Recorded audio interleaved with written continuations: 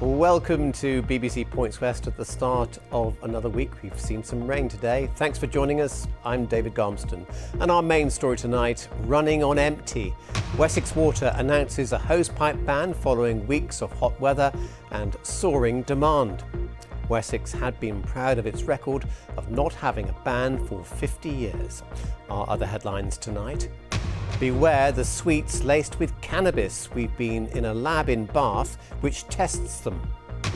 As the Football League season kicks off, only Cheltenham manage a win. And in at the deep end, Stroud reopens its Lido just in time to catch the last few weeks of summer.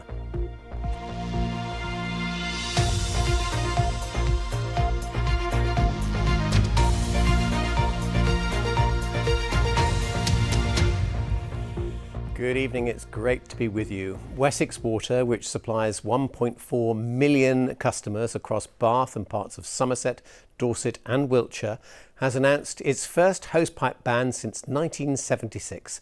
After weeks of drought and record-breaking demand for water, the ban will come into force just after midnight. That's despite the company telling us a week ago they were doing everything they could to avoid it. We've got a long-standing record of 50 years of no hosepipe ban from up to today, and we're trying our absolute best to maintain that record. Despite doing their best, a week later they've admitted it couldn't be done. The news means most of the west of England is now under a hosepipe ban. It's just the Bristol area and parts of Gloucestershire which aren't. Laura Jones has our top story tonight. It's been a long, hot summer, and it isn't over yet. Hardly any rain, coupled with a huge demand for extra water to cool down in, has left the West Country high and dry. So, Will, we're standing on top of one of your service reservoirs here. Yeah. So we're at Hampton Down at the moment. So we've got about 16 million litres capacity under our feet here, but it's about 50% full at the moment, and that's one of the challenges that we're facing, is being able to fill this up fast enough. Some water companies had already asked customers to use water sparingly. Others had already made the difficult decision to ban hose pipes, and today it was the turn of Wessex Water. The ban comes into force at midnight tonight and affects 1.4 million customers in Bath and parts of Somerset, Dorset and Wiltshire, but not Bristol. The company says it's more due to unprecedented demand than lack of rainfall. The hot weather has, of course, meant people using more water than usual, maybe 2 showers a day instead of 1, filling up the paddling pool, watering the plants more than usual. Demand has been at an all-time high, with Wessex customers using more than 400 million litres of water a day, every day, for the past 45 days.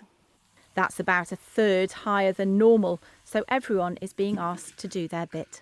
So as part of the hosepipe ban is to hang up the hosepipe and allow the grass to go brown. It's not dead, it's just dormant. And other small changes as well, such as turning the tap off when you brush your teeth, keeping the car dirty, make sure the windscreen's clean and the number plate, but don't use the hosepipe to clean your car. Ignoring the ban is a criminal offence, and you could be fined up to £1,000. And despite a few rain showers last night, with the potential of September being dry too, the ban is likely to be in place for some time to come. Laura Jones, BBC Points West. There are some exceptions to hosepipe bans depending on who your water supplier is, but as a general rule, blue badge holders are normally exempt, as holding a watering can isn't always practical. Although in the Wessex area, just having the blue badge isn't enough. You have to be on their priority services register. If you have newly laid turf within the last 28 days, you're allowed to use a hosepipe on it. If you grow fruit, veg or plants for sale, you can use one too. And if you run a sports club, you can water the pitch. Car washes, window cleaners and landscapers are all exempt too, as long as they are registered businesses. It has to be commercial. Well, now the news, and police have been given more time to question a woman in her 60s who's being held on suspicion of murder after a fatal house fire in Gloucester. A woman in her 90s died at the property in Hardwick in the early hours of yesterday. The two women were known to each other. The woman arrested is also being questioned on intent to endanger life. A man from Hannam has been jailed for possessing thousands of indecent images of children. Josh Scott, who's 36, was sentenced to 21 years. Detectives found he had more than 9,000 images on his devices, including some of children as young as 3 months old. Police are warning parents and carers about packets of sweets laced with drugs that are being sold to children. The so-called gummies are advertised as cannabis, with many of them coming in packets mimicking popular confectionery brands. But some have been found to contain something far more dangerous. Andy Howard has been behind the scenes at the University of Bath, where the products are tested. This isn't a sweet shop, it's a police lineup. These packets were designed by criminals to look like familiar brands. They contain chewable sweets known as gummies or edibles, laced with drugs. It's written on the front that that drug is THC, cannabis, and how strong it's supposed to be. But scientists at the University of Bath have found what's inside can be very different. The amount of that drug present in each of these kind of little sweet-like edibles varies hugely. You might expect sort of 5 milligrams or something in an edible might be something that someone would look for. But when we look in these packets, it can vary up to 10 times that sort of value. So someone that's bought that material is basically rolling a dice of the dosage they're going to have when they consume that edible. But there is another dice being rolled here. Some of these packets aren't as advertised. A far more dangerous drug has been found, spice, which can cause serious side effects including breathing problems, heart attacks and seizures. Spice is associated with nearly half of the non-natural deaths of men in prison. And because it's a few milligrams, it's very potent, you can accidentally consume a massive overdose. What we've seen in some of the examples we've had is where a single edible has had 20 milligrams of spice in it. Things I would think would be a significant risk to someone's life. It's not just what it is, but it's how easy it seems to be to get hold of. Professor Pudney shows me the results of typing in a few pretty obvious search words into social media. This person's offering both THC vapes, but also these kind of edibles. And you can get things like postal delivery straight to your house. You know, there's no need to even meet anybody. So these products are readily available and relatively cheap, which is causing huge problems for the police. We stopped an 18-year-old on an e-bike a couple of weeks ago, and in his possession we found a large quantity, I think about 40 bags of cannabis gummies, which had the look of fruit pastel sweets. So if you've got older teenagers, young adults bringing a bag of these home, and then they come to the attention of a 5 or 6-year-old, they're not going to know the difference between that and a fruit sweet, are they? And we have seen in the past that people have, suffered serious illnesses and even died from these gummies. Back in the lab, we compare the two. On the left is an actual fruit pastel I bought at the shop. On the right is a drug-laced gummy. They may look similar, especially to children, but the difference between the two is what's causing so much concern. Andy Howard, BBC Points West. Well, you're watching Points West here on BBC One. I hope you had a good weekend, had a chance to relax. There's lots more still to come tonight, including we meet one of the Grassroots football coaches of the year. 19-year-old Casey will join me on the sofa. And we're into a very different week as we start to close out this summer's weather. As you can see, it will be turning considerably cooler compared to of late, and at times there will be some rain in the mix as well. Details later.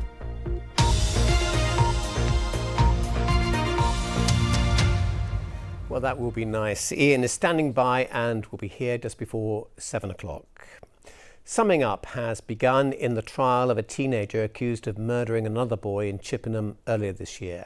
16-year-old Shane Hambacker-Cherry died in hospital after being stabbed in an alleyway. Liz Beacon was in court. Shane Hambacher was killed in Chippenham in January of this year. He died in hospital after being stabbed in an alleyway. And today in court, the jury was shown what happened to him. Things escalated after a disagreement over drugs, specifically cannabis. The defendant, who can't be named because he was 15 at the time, 16 now, knew Shane. They were in different friend groups, both sharing Snapchat stories of weapons, knives and drugs. And 10 days before the stabbing, the defendant had robbed Shane, stealing cannabis off him, punching him twice in the stomach.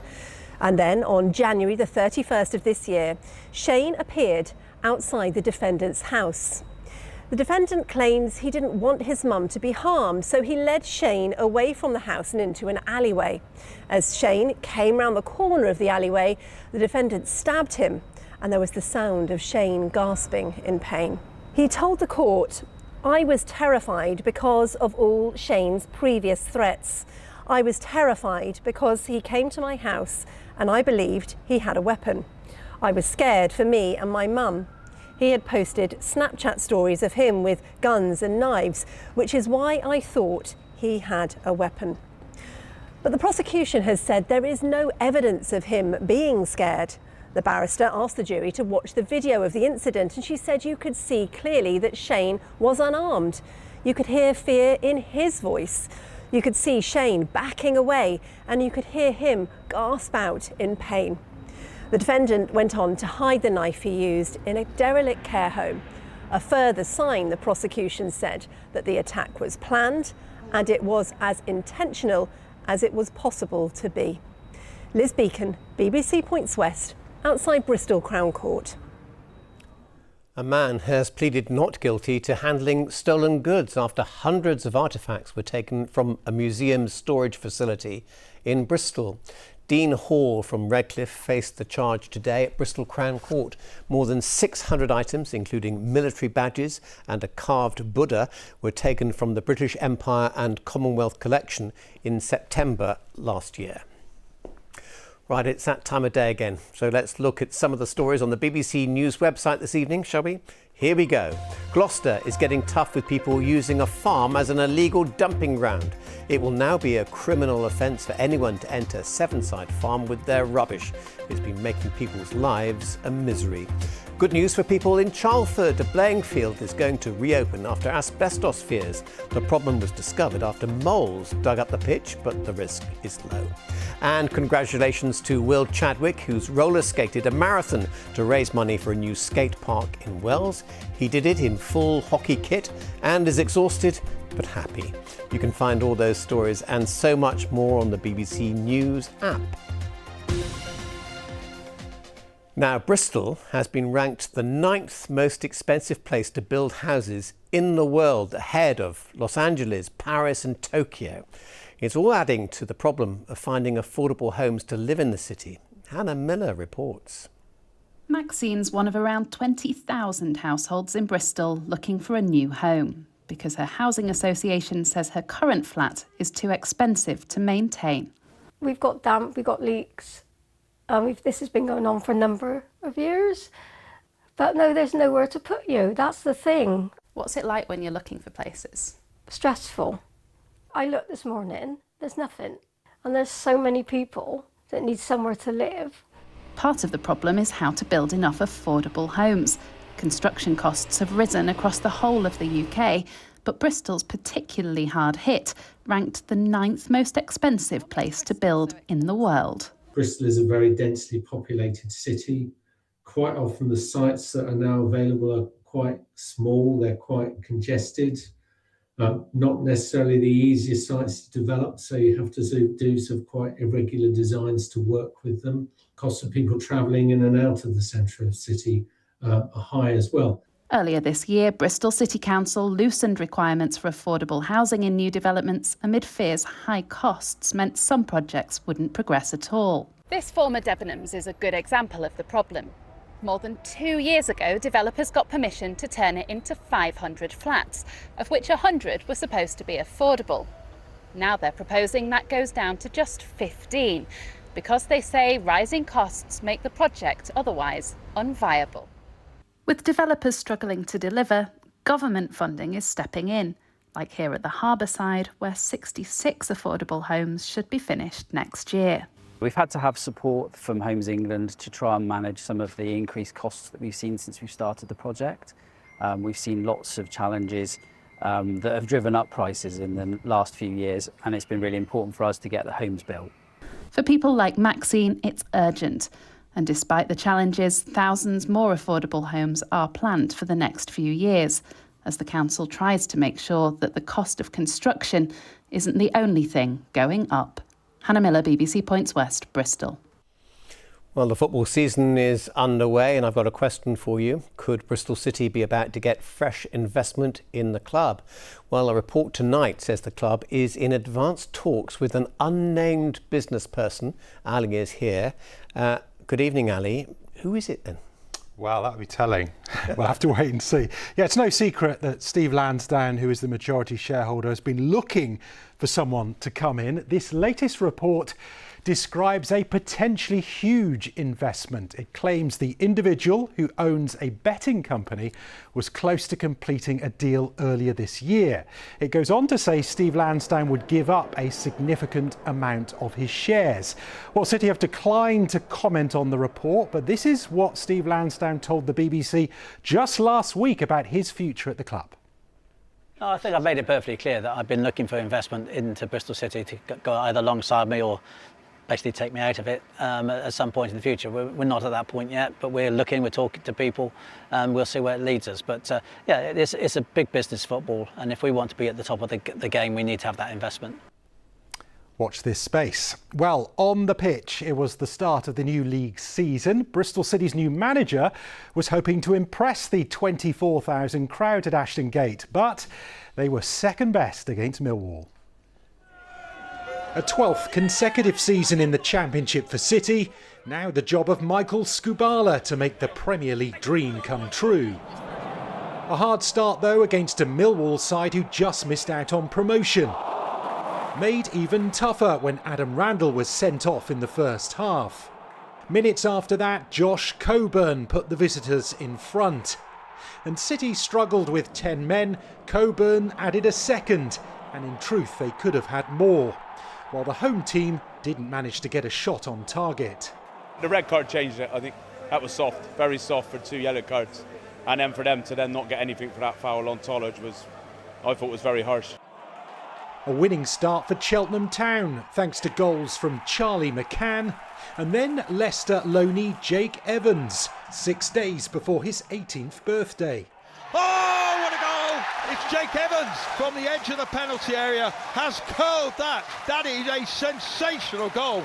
It's one of them things you kind of all day you think about, as an attacker especially, I'm going to come on and hopefully score on your debut, and that's what I've done, and I was thinking about it all day, so it was good. Felt really good to score in front of the fans. Next up for the Robins, it's Swindon. They started the season with a goalless draw at Northampton Town. It was a good point at Northampton. Solid defensively, but unfortunately attacking-wise, left a lot to be desired. Plenty to work on for the rest of the season. Bristol Rovers started well at promoted York City. Clipping back, it's Mola. Mola right-footed under the keeper and it's in! York responded with 2 goals in 4 minutes before Tommy Lee's penalty made it 2-2. But Rovers were undone 10 minutes from the end. Rovers can have no complaints about the result today. York much the better side, and if it weren't for a couple of dodgy refereeing decisions, the scoreline would have been a lot worse.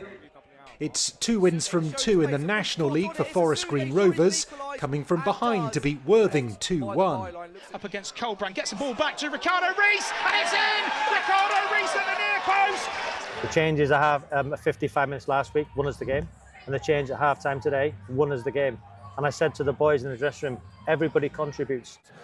Yeovil Town were on course for their first win. Stephen Walker put them in front. But Carlisle levelled 6 minutes into added time. Alistair Durden, BBC Points West. Now I've got some very good news. A football coach from Crookhern has won an FA Grassroots Football Award for Coach of the Year. Casey Young coaches the Bristol City Cerebral Palsy team and has the condition himself. So he's here now. You're very welcome, sir. Congratulations. Hello, thank you. Tell us about the team that you coach.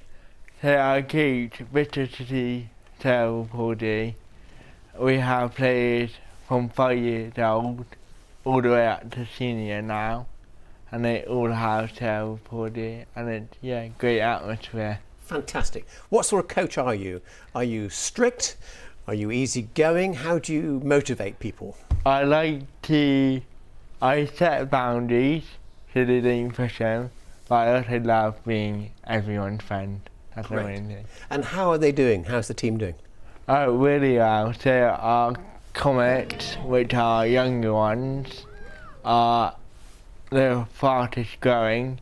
We got 20 comets now, so they're doing really well. And our senior team has now got into the National Cerebral Palsy Football League. That's great.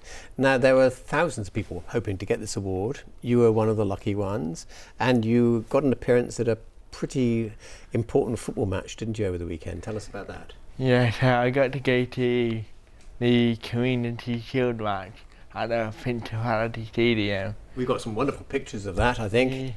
Yeah, it was a once-in-a-lifetime opportunity. I could not believe the experience I had. I had to pinch myself multiple times to check I wasn't in a dream. But don't pinch yourself.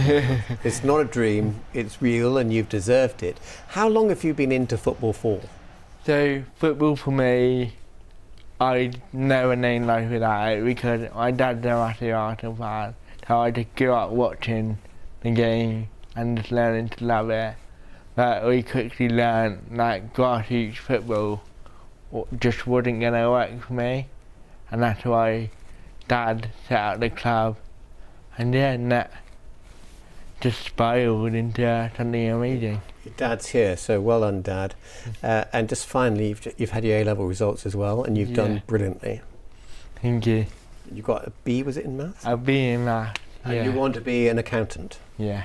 Right, well, if anyone wants to give you a job as an accountant, you're a super young man. And congratulations, a great coach as well. Thank you. Thanks, it's been a pleasure having you on the programme. Thank you. Now, this weekend saw the reopening of Stroud's Lido, 5 months after it looked like it would never happen. But the community refused to give up, and after a big campaign, swimmers are now back in the pool. Cheryl Dennis is there too. Cheryl, you call it Lido, I call it Lido. Let's call the whole thing off. No, not really. What's it like up there? I do. Well, if there's anywhere you want to be on an evening like this, it is Stratford Park, Lido. Now, there were concerns this pool might not even reopen. It closed last season, and earlier this year some safety concerns were identified. It needed lots of work to get it up to scratch, but a community campaign meant it did reopen this weekend. More than 2,000 people came through the door. Caroline is one of the people who was instrumental in that campaign. How does it feel for you to see people back in here enjoying this water? I'm so happy, I'm so grateful. It's just a joy to have this pool, to have this, spring fed. It's open for the next 6 weeks, and I think people are just going to make the most of it, really. Why is it important to your community and to you? I think you feel calm when you're in the water, outdoors, and it's so important for people's well-being, both being in the water, but also the Lido itself is just a place where people hang around, they chat, they meet. These repairs are temporary, there is more to be done. Stroud District Council say they're listening to you guys for what you want and your views are important. What happens once this season is over? Yeah, they're starting to listen to the community now, and with more money set aside, there is more money set aside to spend, and we just want to talk to them about how they do it so we can restore it to former glories, really. Excellent, well thank you very much. Let's have a chat to some of the people who are swimming. We've got Jo, she's been one of the supporters of the campaign. She's a very good swimmer as well, swum the channel. Jo, what's it like in there? Oh, it's absolutely gorgeous. The water is just so invigorating. It's just so nice to be in here. We thought this wouldn't happen, and it has, and we're just so happy to be swimming. It's great. Excellent. Well, I'm going to let you get back to your lanes tonight. Lovely evening for it, really is. The campaigners now are considering things like yoga nights. Do they want a sauna here? But for now, it really is all about enjoying the water. Caroline's off now too. Well, thank you very much. It looks absolutely lovely. Congratulations to all the people who made that happen. It makes me feel like getting my speedos on. Thank you. Ian is just wincing at the thought.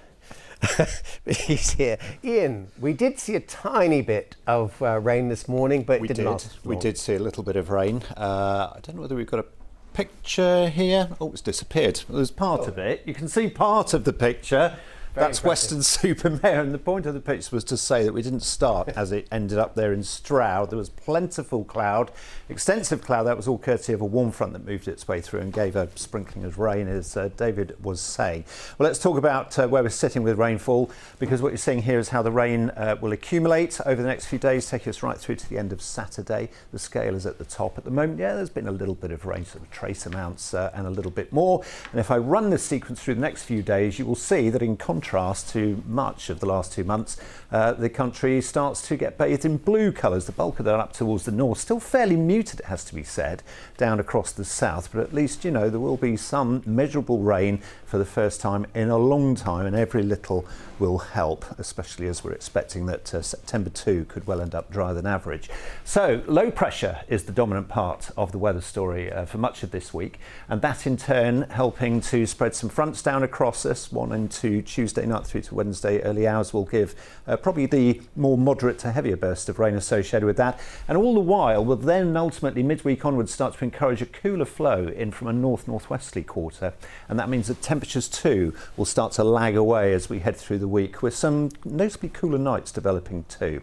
So for the time being, it's quite the opposite. It's been notably warm and we've had the sunshine break through, and we'll continue now into a fine and dry evening.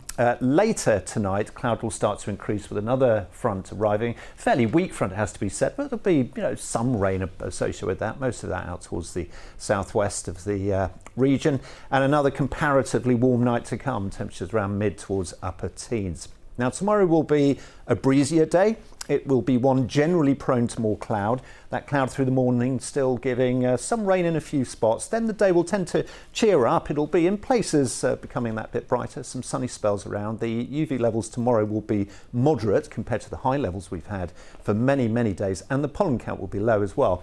Notice how later, after dark, more rain is arriving from the northwest, and that will start to gather pace overnight and probably give some more moderate bursts of rain across a wider part of the region for a while. Temperatures tomorrow still low towards mid-20s, so still a fairly warm day, but you'll notice, as I mentioned, those temperatures dropping away further into the week, and indeed further scope for some showers at least. Some of those could be. Okay, some talk over the weekend of another heat wave in September, but that's it's too early to say, isn't it? There's always the possibility of some hotter spells, but there's no sign of those coming for the foreseeable. Well, that is a relief, to be Yes. honest. Thank you so much for watching. I'm back with an update at 10. I'll see you then, but for now, bye-bye and take care.